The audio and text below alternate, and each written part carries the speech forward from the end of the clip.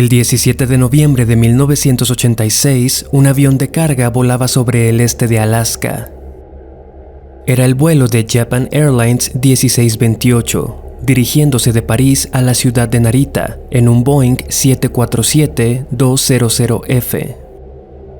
Todo iba normal hasta que, a las 5:11 de la tarde, el capitán del vuelo, Kenji Terauchi, vio algo que lo alarmó. Lo que parecían un par de luces a los lados de su avión comenzaron a acercarse hasta tomar la forma de dos aeronaves cuyos modelos y procedencia desconocía. Comunicándose por radio con la Administración Federal de Aviación, cuya base más cercana estaba en Fairbanks, Terauchi añadió que a esas dos naves se le sumó una de mayor tamaño, algo así como una nodriza. A 11,000 metros de altura, muy cerca de Anchorage, Alaska, estos objetos comenzaron a igualarles el paso, desplazándose al lado y por encima del avión, acercándose y alejándose de manera aleatoria. La respuesta de la base en Fairbanks fue que sus radares no captaban nada más que su propio vuelo. Sin embargo, el capitán japonés insistía con preocupación. Había otros dos aviones volando cerca, un United Airlines y una nave de cargamento de la Fuerza Aérea C-130. Ellos se unieron a esta conversación por radio, diciendo que podían ver el avión del capitán Terauchi, pero nada más. Parecía que él y su tripulación eran los únicos que podían ver estas supuestas naves no identificadas. Aún así, la base le ordenó a Terauchi tomar acción evasiva. Entonces, el capitán comenzó a descender, conduciendo su avión en círculos por un rato. Sin embargo, como lo declaró por el radio, las tres naves continuaban siguiéndolos, muy de cerca. El avión entonces aterrizó de emergencia en Anchorage. Luego de que la tripulación descendiera, fueron todos entrevistados acerca del suceso. Todos apoyaban la historia de Terauchi. Además, según reportes, ninguno de ellos mostró señales de demencia o intoxicación por alguna sustancia. Según el registro, fueron normales, profesionales y racionales. Pilotos experimentados que aseguraban haber sido perseguidos por alrededor de 640 kilómetros por objetos voladores no identificados. Te doy la bienvenida a Viernes de Terror. Yo soy Enrique Treviño. Comencemos. Me da mucho gusto que estés aquí. Espero que te encuentres bien y de humor para escuchar una historia bastante fascinante y escalofriante. Sin demasiado rodeo, quisiera pedir tu apoyo para que este podcast pueda continuar.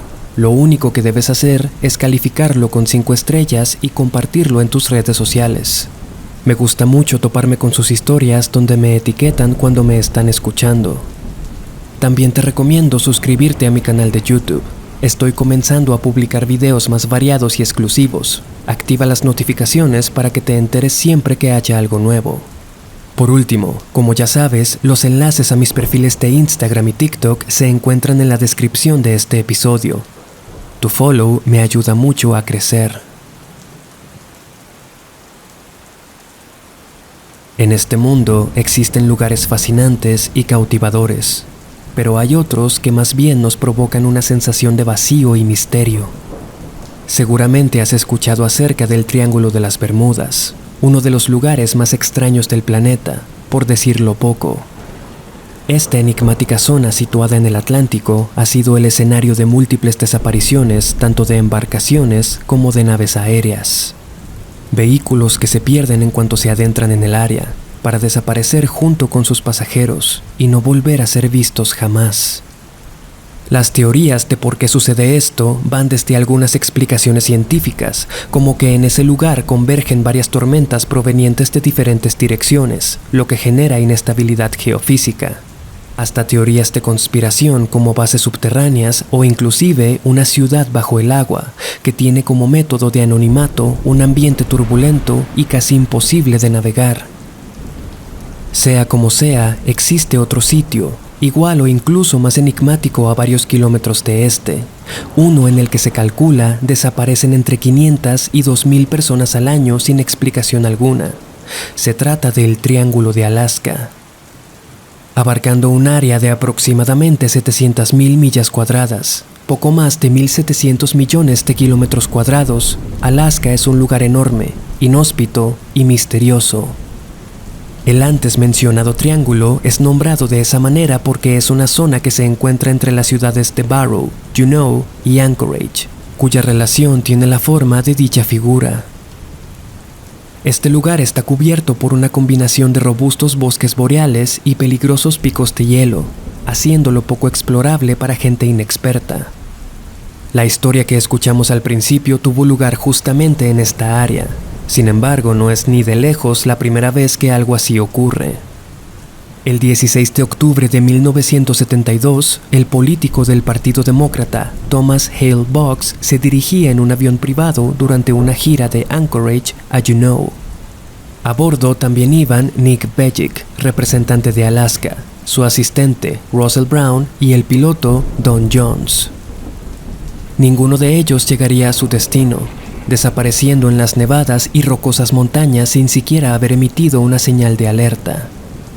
La búsqueda se prolongó por 39 días e incluyó a la Guardia Costera, la Marina, la Patrulla Aérea Civil, el Ejército y la Fuerza Aérea. Sin embargo, ni el avión, un Cessna 310, ni los cuerpos fueron hallados. En 1950, una aeronave con alrededor de 44 personas a bordo desapareció luego de despegar de Anchorage un 26 de enero a la 1 de la tarde. Su última comunicación fue un chequeo de radio mientras volaban cerca de Yukon. Luego de eso, no se volvió a saber nada de ellos. Por supuesto, las teorías más conservadoras sugieren que estos sucesos se deben a lo inhóspito e impredecible de la zona. Las montañas nevadas pueden tener grietas enormes que no son visibles por la nieve, pero cuya profundidad puede tener la longitud de un edificio. Estas explicaciones tienen sentido desde cierta perspectiva. Sin embargo, hay varios elementos en algunas historias que implican algo mucho más siniestro. Comenzando por el hecho de que Alaska es el lugar con más avistamientos ovni de todo Estados Unidos. En este punto debo pedirte que prestes especial atención, ya que hablaremos de diferentes personas y periodos. Era el año de 1989, mes de septiembre. El oficial de inteligencia, Doug Mutchler, había sido transferido al fuerte Richardson, en Alaska. Ahí desempeñaría sus labores, que consistían en investigación sobre espionaje y posibles infiltraciones de diferentes grupos criminales. Pues bien, en su primer día, Mutchler desplegó un mapa de Alaska sobre su escritorio para entender mejor dónde estaba parado. Comenzó a recorrer las líneas y estructuras con los ojos, hasta que algo llamó su atención: un espacio en blanco. No tenía la apariencia de haber sido borrado, sino más bien omitido de manera deliberada antes de su impresión. Sin embargo, había unas palabras dentro que decían «Zona no explorada». El oficial Mutchler casi suelta una pequeña risa. Era obvio que el ejército estaba ocultando algo, pero no le dio importancia. Como buen militar, era consciente de que hay cosas que no tenía necesidad de saber. No recordaría aquella experiencia sino hasta casi 3 años después, el 22 de mayo de 1992, mientras estaba relajándose con otros soldados fuera de labores en el cuarto de televisión. Veían el noticiero local cuando de repente una nota capturó su atención. China había hecho una prueba nuclear sumamente masiva, tan grande que la onda de impacto pudo ser detectada en Alaska. Los sismógrafos captaron esta onda y, sin querer, otra cosa muy interesante: una estructura subterránea con la forma perfecta de una pirámide, la cual sería mayor en tamaño a la de Giza. Esta pirámide tendría una altura de 550 pies, poco más de 167 metros, y estaría a un par de cientos de metros bajo tierra. El noticiero presentó el mapa donde dicha figura podría estar, muy cerca del Monte McKinley, hoy llamado Monte Danelli, el punto más alto de Norteamérica. O en otras palabras, la pirámide se encontraría en aquel sitio en blanco que el oficial Mutchler había notado en el mapa años atrás. Esta transmisión del noticiero fue vista tanto por Mutchler como por todos los soldados en aquella sala, sin mencionar los demás sitios donde tendrían sintonizado también el mismo canal. Sabiendo que a las 11 había una retransmisión de las noticias matutinas, el oficial programó su VCR para grabar aquella nota. Sin embargo, la repetición no la mostró. Intrigado, Mochler condujo hasta la estación de televisión. Recibido en recepción, preguntó si podían darle una copia del noticiero de aquella mañana. Necesitaba ver la nota de la pirámide subterránea. Con una actitud que el oficial describió como esquiva y extraña, el empleado le dijo que no tenía idea de qué estaba hablando, que jamás existió tal nota. Mochler no quiso insistir, así que dio media vuelta y comenzó a caminar. Sin embargo, mientras se dirigía a la salida, una voz lo llamó discretamente a la distancia. Un empleado joven, de menor rango, le dijo que no estaba loco, pero que aquella transmisión había sido confiscada inmediatamente después de finalizado el programa. Dos sujetos en traje, sin ningún tipo de identificación, acorralaron a su jefe en su oficina, confiscaron las cintas y se marcharon sin más. Mochler sabía que no estaba loco sin necesidad de aquella conversación, pero se sintió satisfecho. Alguien se lo había confirmado. Lo que sea que estuviera en aquella zona era absolutamente secreto. Un año más tarde, en 1993, el oficial Mochler fue transferido a Fort Meade, en Maryland, sede de las oficinas de la Agencia de Seguridad Nacional, donde hay un enorme almacén de archivos. De manera inocente, se acercó al dependiente de aquel almacén y le preguntó si podía consultar registros de hallazgos arqueológicos en Alaska. El dependiente, sin mucho reparo, le respondió que si existían, esos archivos estarían en determinadas gavetas. El oficial entonces comenzó a buscar. No encontró nada referente a pirámides, pero tomó un par de carpetas con el nombre de Alaska de diferentes cajones. Se fue entonces a una habitación a leerlas. No pasarían ni 5 minutos cuando dos sujetos en trajes oscuros entraron a la habitación y le pidieron los documentos que tenía en la mano. Estos hombres le dijeron: "No tienes necesidad de saber esa información. Ya no quieren que te metas con ellos. Ni nosotros, ni nadie más". Marty B. Johnson era un ingeniero naval que había servido en el ejército estadounidense durante la Segunda Guerra Mundial. Años después de que ésta finalizara, Marty, junto con otro grupo de ingenieros, científicos e investigadores destacados, fue seleccionado para trabajar en un proyecto secreto. Marty había participado ya en todo tipo de proyectos confidenciales, y la idea le pareció excelente. Después de la guerra, había comenzado a trabajar para Bell Labs, una empresa de energía propiedad de Western Electric Manufacturing, hoy conocida como AT&T. Fue llevado en avión desde Nebraska hasta Unalakleet, Alaska, en el año de 1959. Cuando aterrizaron, a él y otros individuos los esperaba un autobús de color blanco con las ventanas polarizadas. Subieron a bordo. Todos iban en silencio, sin poder observar el exterior debido al oscurecimiento de las ventanas. Horas más tarde, el vehículo se detuvo y las puertas se abrieron. Cuando bajó, Marty esperaba encontrarse con una base militar sobre una montaña o algo así. Sin embargo, solo sintió un violento golpe de frío, y cuando su vista se ajustó, notó que parecían estar en medio de la nada. Tanto él como los demás estaban algo desorientados, hasta que escucharon un grito a lo lejos que llamó su atención. Miró alrededor y notó una pequeña cabaña de cemento, casi imperceptible en medio de aquel inhóspito y nevado paraje. En la entrada había dos oficiales uniformados. Comenzaron a caminar hacia allá. Entraron siguiendo las órdenes de los oficiales, quienes ingresaron al final y cerraron la puerta. Uno de ellos presionó un botón y Marty comenzó a sentir que la habitación descendía. Comprendió entonces que ingresarían a una base subterránea. Luego de varios minutos, el elevador se detuvo y los oficiales abrieron la puerta, ordenándoles a todos con un gesto que salieran. Comenzaron a ser guiados por un largo pasillo, parecido a muchos que Marty había visto en otras bases militares, luces titilantes y un sinfín de puertas ennumeradas. Dieron vuelta en un corredor y se detuvieron frente a un enorme portón metálico, lo suficientemente grande como para que pasaran un par de vehículos. El oficial que los guiaba les dijo que iniciarían un proceso de capacitación de 4 semanas, pero antes les presentaría aquello con lo que estarían trabajando.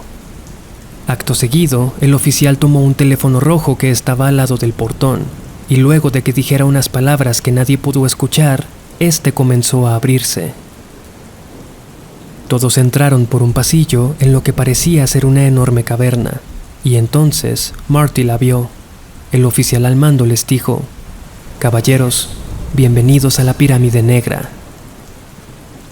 Aquella pirámide, según se sabría, era muchísimo más antigua de lo que cualquiera pudiese imaginar, y sería supuestamente descubierta luego de la Segunda Guerra.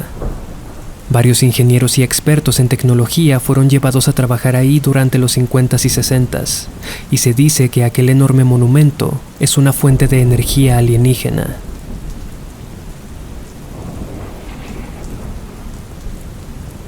Vamos ahora al año 2012, el 15 de junio para ser exactos, en el programa de radio Costa a Costa, donde la invitada era la periodista y escritora Linda Moulton Howe. Howe trabajó varios años para el Canal 7 de Denver, Colorado, como encargada de proyectos y documentales enfocados principalmente en problemas del ambiente. En 1980 estrenó un documental llamado Una cosecha extraña, que trataba acerca de posibles experimentos alienígenas con ganado.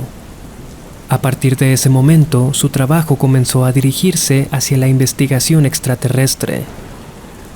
Pues bien, en aquella transmisión del 2012, la escritora relata su experiencia en unas antiguas ruinas en Turquía, llamadas Göbekli Tepe, un santuario construido entre el 8000 y 8200 a.C., y que fue intencionalmente enterrado más o menos unos 1000 años más tarde, y redescubierto casi 10.000 años después. Este lugar está compuesto por varios monolitos de piedra de unos 6 metros de altura y alrededor de 20 toneladas cada uno, los cuales tienen varios símbolos grabados. Resulta que en ese momento el programa estaba siendo escuchado por nada menos que Doug Mochler, el oficial de Fuerte Richardson. ¿Recuerdas? La escritora recibió un email del oficial apenas una semana después del programa, el cual le generó un gran interés. En ese correo, Mochler le cuenta su experiencia en Alaska, la misteriosa nota de televisión y los intimidantes sujetos que le arrebataron los documentos. A medida que la escritora lo comentaba, comenzó a ser contactada por otras personas que también sabían algo al respecto. Una de las más notorias fue una mujer que le escribió un correo pidiéndole permanecer en el anonimato. Esta persona le relató que tenía la habilidad de visión remota, también conocida como telestesia. Se trata de la capacidad de una persona para percibir situaciones o lugares lejanos sin necesidad de estar ahí, parecido a los viajes astrales, pero no exactamente lo mismo. Tal vez suene descabellado, y tal vez lo sea, pero lo cierto es que durante los 70s y 80s el gobierno de Estados Unidos financió con $20 millones el proyecto Stargate, el cual intentó utilizar esta habilidad para hacer misiones de espionaje. En fin, en este correo, la mujer le cuenta a Linda Howe que ha estado teniendo estas experiencias entre sueños, y en una de ellas fue llevada hasta Alaska. Ahí descendió varios metros bajo tierra hasta encontrarse con una base subterránea, llena de pasillos y puertas. Luego fue conducida a una sala con varias ventanas y controles. Detrás de esas ventanas pudo ver una enorme pirámide construida de piedra de color negro. De acuerdo con su relato, fue recibida por una especie de guía, al cual describió como un ser humanoide. En este viaje le explicaron a la mujer que aquella pirámide es más antigua que todas las que existen y que su función es alimentar con energía a las naves extraterrestres. ¿Recuerdas que mencionamos que en Alaska hay muchos avistamientos ovni? Durante las últimas décadas se han registrado más de 6.500, más que en cualquier otro lado de Estados Unidos. Aquello se debería supuestamente a que en ese punto de Alaska se encuentra una especie de fuente de energía, la más grande que se haya conocido jamás, capaz, según declaraciones, de alimentar a todo el estado y posiblemente todo Canadá. Las naves alienígenas la han utilizado durante milenios como fuente de poder. Esta teoría fue confirmada por otra fuente anónima que se comunicó con Linda Howe, el supuesto hijo adoptivo de uno de los trabajadores de la pirámide durante los 50. No se sabe si se trata del hijo de Marty Johnson, pero esta persona le contó que su padre era un trabajador de Western Electric y que estuvo en la base subterránea de Alaska. Según su relato, su padre hablaba constantemente de lo secreto que era la pirámide oscura, como él le decía. Una especie de fuente de poder con miles de años de antigüedad, de origen desconocido y que supuestamente en la que el gobierno realizaba un estudio de distribución de energía, del que su padre formó pieza clave, y que, como ya mencionamos, estuvo a cargo de AT&T, la empresa precursora del Internet y la telefonía como la conocemos hoy en día. Este tipo añade que durante sus últimos años, su padre, ya retirado, se quejaba cada vez que le llegaba el recibo de la luz, y decía que si la gente supiera la verdad, la energía sería gratis.